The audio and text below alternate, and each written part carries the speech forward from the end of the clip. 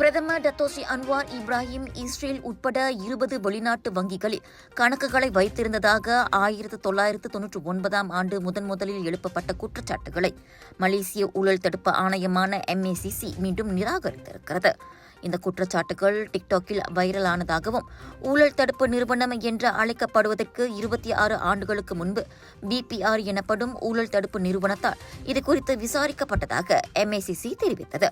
அந்த நேரத்தில் ஊழல் அல்லது அதிகார துஷ்பிரயோகம் போன்ற குற்றச் செயல்களுடன் அவரை இணைக்கக்கூடிய எந்த ஆதாரமும் இல்லை என்று விசாரணையின் முடிவுகள் கண்டறிந்தன. விசாரணை முடிவுகளின் விளக்கம் ACAவின் முன்னாள் விசாரணை புலனாய்வு இயக்குநர் அப்துல் ரசாக் இட்ரிஸ் 2009 அளித்த சத்திய பிரமாண அறிக்கையில் தெரிவிக்கப்பட்டுள்ளது என இன்று MACC வெளியிட்ட அறிக்கையில் கூறியுள்ளது.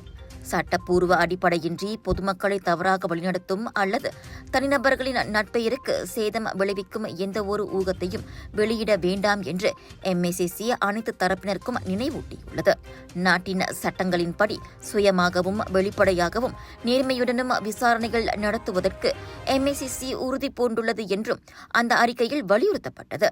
விக்கிலீக்ஸை மேற்கோள் காட்டி 2013 நாடாளுமன்றத்தில் இந்த குற்றச்சாட்டுகள் குறிப்பிடப்பட்டிருந்தாலும் தகவல் வெளிப்படுத்தல் வலைத்தளம் அன்வாரின் வங்கிக் கணக்குகளின் பட்டியலை வெளியிட மறுத்ததாக MACC கூறியது.